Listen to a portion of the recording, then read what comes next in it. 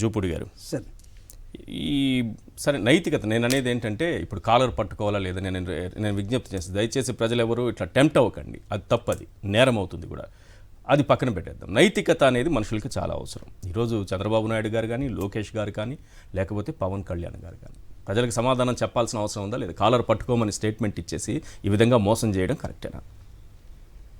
Sir ముందుగా డెమోక్రసీలో దానికన్నా ముందు మీకు పురుషోత్తం రెడ్డి గారికి, సాక్షి టీవీ ప్రేక్షకులకి గుడ్ ఈవినింగ్. డెమోక్రసీలో how to make a public policy, ఇది ప్రభుత్వంలోకి రాబోయే ముందు మనకు ఎన్నికలు జరుగుతాయి.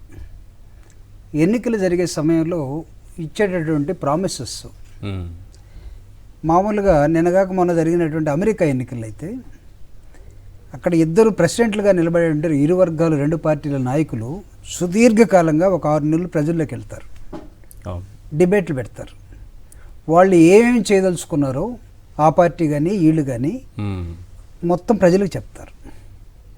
ప్రజల నుంచి బయటకు వచ్చిన తర్వాత, అంటే గెలిచిన తర్వాత వాళ్ళు చెప్పిన వాటిని ఒక పాలసీగా తయారు చేస్తారు. That is called public policy. Policy తయారు చేయలేకపోతే అది నేరం అవుతుంది. నేరం అవటం అంటే ఏంటి? ఇక్కడ కాలర్ పట్టుకోవటం కాదు. ప్రజలు తిరిగి ఆ పార్టీని ప్రశ్నించి అవసరమైతే కోర్టులకు వెళ్తారు.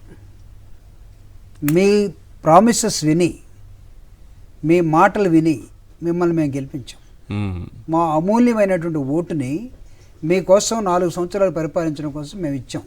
అవును. కానీ మీరు దాన్ని పబ్లిక్ పాలసీగా తేవటంలో ఫెయిల్ అయ్యారు. కాబట్టి మిమ్మల్ని ఎందుకు దించకూడదు ఇక్కడి నుంచి? ఇది వెస్ట్రన్ కంట్రీస్లో, డెవలప్డ్ కంట్రీస్లో ఉన్నటువంటి ఒక మోడల్ అని అమెరికా వైట్ హౌస్లో ఎవరైతే ప్రెసిడెంట్గా ఎలక్ట్ అవుతారో ఆ ప్రెసిడెంట్కి పరిపాలనలో మెలకువలు నేర్పే క్రమంలో పబ్లిక్ పాలసీని ఎలా తయారు చేయాలి అని చెప్పే ఒక ట్యూటర్, ఒక ప్రొఫెసర్. నేను జెనీవా కొన్ని లీడర్షిప్ క్లాసెస్కి వెళ్ళినప్పుడు జెర్రీ అనే ఒక ప్రొఫెసర్ మాకు జెనీవా క్లాసులో చెప్పాడు how to make a public policy. 5 రోజులు ఒక క్లాసుని 5 రోజులు చెప్పాడు. ఆశ్చర్యం వేసింది. నేను నాట్ ఓన్లీ మెకానికల్ ఇంజనీర్, దాంతోపాటు పబ్లిక్ అడ్మినిస్ట్రేషన్ చేశాను. నేను తర్వాత ఎంఏ పొలిటికల్ సైన్స్ చేశాను. నాకు ఇంట్రెస్టింగ్ థింగ్ ఏంటంటే ఒక డెవలప్డ్ కంట్రీ రాబోయే వచ్చినటువంటి ఒక ప్రెసిడెంట్కి పబ్లిక్ పాలసీని, మీరు చెప్పిన ప్రామిసెస్ని ప్రజలు అంగీకరించారు, దీని పాలసీకి ఎలా తీసుకురావాలి అని ఒక ట్యూటర్ని పెట్టుకొని తూచే తప్పకుండా పాటిస్తారు. ట్రంప్ రావడంతో 200 సిగ్నేచర్లు పెట్టేశాడు. These are all election promises. ఏడ్చుకోనివ్వండి, మెక్సికో వాళ్ళు వెళ్ళిపోనివ్వండి, లేదా దొంగలుగా ఉన్నటువంటి వాళ్ళు ఉండండి, సంఖ్యలు వేసి బయటికి పంపించేస్తున్నాడు. చంద్రబాబు నాయుడు గారు కూడా చెప్పినట్టుగానే మొదటి సంతకం డిఎస్సి పైన పెట్టారు. Where is the implementation? అప్పట్లో కూడా 2014లో కూడా మొదటిది రైతు రుణమాఫీ పైన పెట్టారు. Where is the implementation? కమిటీలు వేశారు కదా. ఎన్నిసార్లు మోసం చేస్తారు? కమిటీలు వేశారు కదా. కమిటీలు వేశారు. కమిటీ రిపోర్ట్ ఏంటి? ఇంప్లిమెంటేషన్ ఎక్కడ?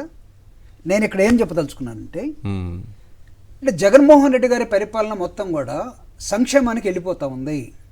పేదవాడికి పట్టెడన్నం పెడుతున్నాడు, 3 పూట్ల తింటున్నాడు. తిన్నవాడు రేపు మా కూలి పనికి వస్తాడో లేదో, మా ఇళ్లలో పనిచేయడానికి వస్తాడో లేదో. కాబట్టి ప్రభుత్వం అంటే పేదవాళ్ళకి ప్రభుత్వాన్ని తీసి దోచి వాళ్ళకి పంచడం కాదు, అభివృద్ధి జరగాలి. అభివృద్ధి ఏంటో నాకైతే తెలియదు, ఇంకా అర్థం కావట్లా. మనిషి పెరిగితే మనిషి పుట్టినలాగా ఉండడు, పెరుగుతాడు. అది అభివృద్ధి కాదా? మనిషికి పుట్టినప్పుడు బట్టలు ఉండవు, బట్టలు వేసుకుంటాడు. Is it not development? మనిషి చదువుతాడు, ఇజ్ ఇట్ నాట్ డెవలప్మెంట్? మనిషి స్కూల్కి వెళ్తాడు, కాలేజీకి వెళ్తాడు, తర్వాత ఉద్యోగం చేస్తాడు, అవసరమైతే పరిపాలన చేస్తాడు. Is it not development? అంటే డెవలప్మెంట్ అంటే ఏంటి? ఒక బిల్డింగ్ కట్టడమా? అసలు డెవలప్మెంట్కి నిర్వచనం ఉందా? నేను అడుగుతాను. చంద్రబాబు నాయుడు గారి నిర్వచనం ప్రకారం బిల్డింగ్లు కట్టడం ఉంటే ఏంటి? బిల్డింగ్ కట్టడం అనేది ఒక డెవలప్మెంట్. పోనీ కట్టాడా? 14-19లో 5 సంవత్సరాలు సుదీర్ఘమైనటువంటి కాలం కదా, కట్టాడా? కట్టారు కదా. అమరావతిలో తాత్కాలిక భవనాలు ఏదో కట్టారు. నారాయణ స్కూల్స్ కాదు, నారాయణ స్కూల్స్ కాదు కట్టాల్సింది. ఓకే. లేకపోతే ఉరిసే పెంకుల ఇది స్లాబ్ కాదు వేయాల్సింది, వేయాల్సింది కాదు.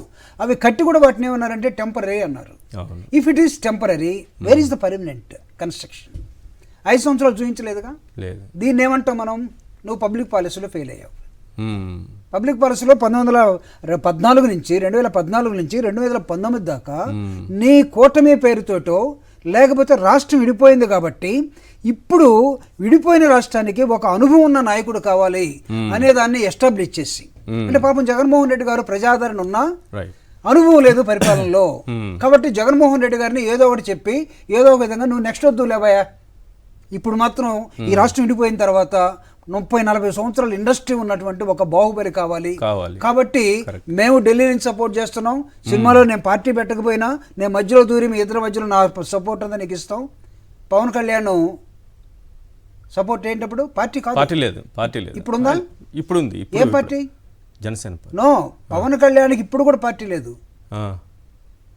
అతనికి ఉన్నది కులం ఒక్కటే. అదేంటి అంత మాట అనేది సార్? అంతే. పవన్ కళ్యాణ్ గారికి పార్టీ లేదు. మొన్న 2019 ఎన్నికల్లో పోటీ సార్ ఉన్నది కులమే. మొన్న 24లో పోటీ చేయలేదా? పోటీ చేయొచ్చు, గ్లాసు గుర్తు ఎలక్షన్ కమిషన్ ఇవ్వచ్చు, అది కులమే. గుర్తుపెట్టుకోండి, నేను చెప్తాను. తర్వాత దీన్ని నెక్స్ట్ ఎపిసోడ్ లో ఇప్పుడు చంద్రబాబు నాయుడు గారు 2014 నుంచి 19 అంటే కుల నాయకుడు ఆయన, అంతకాకేముంది? ప్రజానాయకుడు కాదా? కాదు, సమస్య లేదు, వస్తా దానిలోకి. మీరు చెప్పేది ఎలా ఉందంటే అమరావతి కుల రాజధాని అన్నట్టుగా, నాయకుడు అంటే ఈయన కుల నాయకుడు అన్నట్టుగా ఉంది సార్. ఆ స్టేచర్ కన్నా పైకి వెళ్ళలేదు సార్. ఆ స్టేచర్ కన్నా 2014లో ఆయన పార్టీ పెట్టకుండా ఇద్దరిని బ్లాక్మెయిల్ చేసి, ఇద్దరిని అటు ఇటు, ఎవరిని ఆడ డ్రెస్సులు వేసుకొని తిరుగుతాడు చూడు ఒక ఆయన, ప్రపంచం అంతా ఏ దేశ ప్రధానైనా, అందులో డెవలపింగ్ కంట్రీ ప్రధానమంత్రి 75 దేశాలు తిరిగాడంటే ఇంకే దేశం, అమెరికా ప్రధాని ఇంతవరకు 184 దేశాలు తిరగలేదండి. ఇప్పుడు మనం 10 yearsలో 74 దేశాలు తిరిగేసాం. దేశం పేద దేశం అయితే ఒక ప్రధానమంత్రి ప్రత్యేకమైన ఫ్లైట్ వేసుకొని ఇన్ని దేశాలు తిరగడు.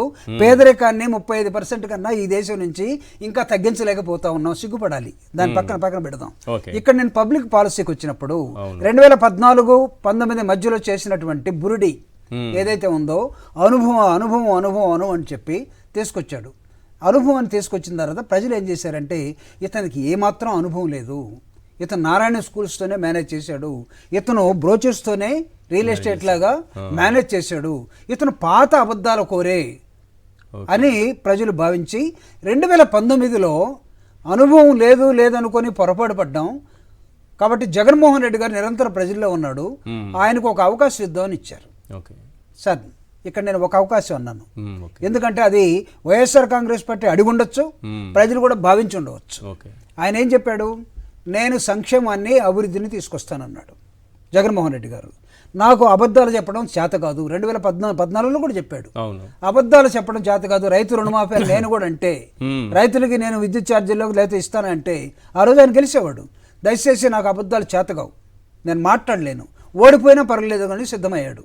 2019కి వచ్చేసరికి ప్రజలు ఏం చేశారంటే వాళ్లే ప్రిపేర్ అయ్యి, ఇతను అబద్ధాలు చెప్పడు, అబద్ధాలు చెప్పినటువంటి చంద్రబాబు నాయుడు గారు మోసం చేశారు 14-19, కాబట్టి అతను అబద్ధాలను చూసాం, ఇప్పుడు ఈయనకి ఇద్దామని హైయెస్ట్ మెజారిటీ ఇచ్చారు 151.